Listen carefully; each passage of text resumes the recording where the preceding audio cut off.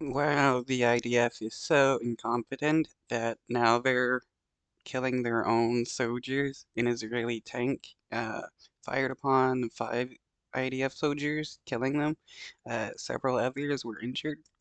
And the Israeli army says 5 of its soldiers were killed when they were mistakenly fired on by one of its tanks in northern Gaza.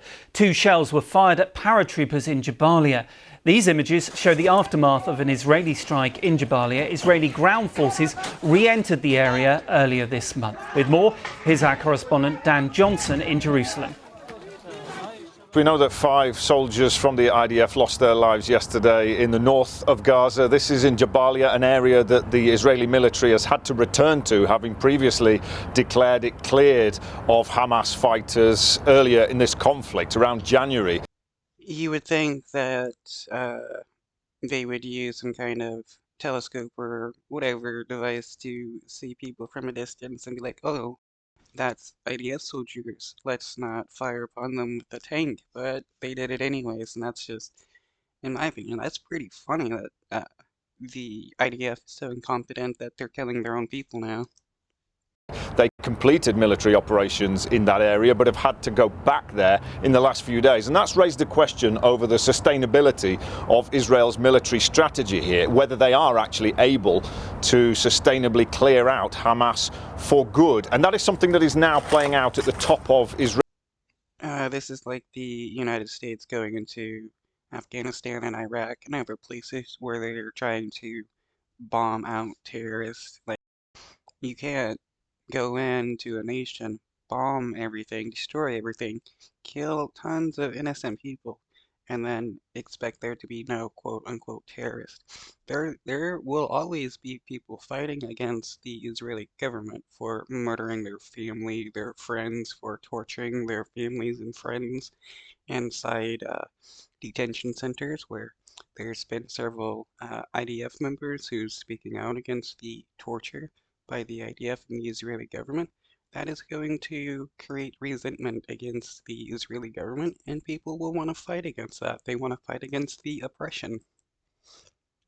Israeli government. We have the defense minister, Yoav Gallant, challenging the prime minister to set out a clear plan for how Gaza will be governed once the military operation is over. And if I show you the front pages of some of the Israeli press this morning, you've got Yoav Gallant and Prime Minister Netanyahu there. The headline says, "This is no way to run a war." And on this paper, you've got a headline saying that a military government in Gaza would mean only blood and sacrifices without purpose. You've got the Jerusalem Post there saying Gallant slams Netanyahu indecisiveness on Gaza. And the defense minister... Wow, it's wild that the defense minister is speaking out against the Israeli government and Netanyahu over him having plans whatsoever besides just mass murder of Palestinians. Minister said he'd been asking for these assurances repeatedly since October, but the Prime Minister had not been able to lay out any clear plan of how the Palestinian people in Gaza would be governed after the military operation concludes. There are questions about who will represent them, how will they rebuild their infrastructure, what will the role of the Israelis, other nations and international organisations be. Prime Minister Netanyahu's response to that challenge yesterday was just to say that his priority right now is to eradicate Hamas and that he would not consider any sort of deal or power-sharing arrangement with the Palestinian Authority, who he considered to be supportive of terrorism. So that question remains.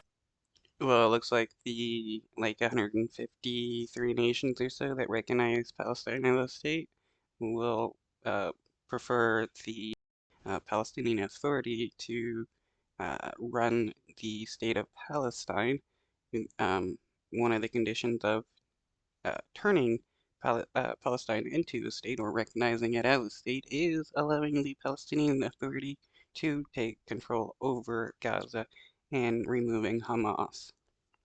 Remains open. In the meantime, there is this division at the top of Israeli politics, which has now led to some in the government calling for the Defence Minister Yoav Gallant to be sacked from his role. Yeah, interestingly though, another member of the War Cabinet, Benny Gantz, in support of what Mr. Gallant was saying. Yes. So it looks like anytime you speak out against Bibi Netanyahu, you can get sacked from your position. That is pretty fascist if you're removed from your position just for speaking out against Bibi Netanyahu. There has been support. He's been defended by Benny Gantz, others calling for him to go, saying that the defence minister failed on October the 7th, that he'd continued to fail, and that he should now be removed from his position. So the focus now is on how Benjamin Netanyahu responds to that. Will he keep Mr. Gallant in his position? He tried to sack him a year ago before the October the 7th attacks, and there were mass street protests that erupted then that meant Mr. Gallant. And there was also a mass protest before October 7th against Netanyahu for his corruption and bribery charges. There are thousands upon thousands upon thousands upon hundreds of thousands of Israelis that don't want Bibi Netanyahu to be prime minister.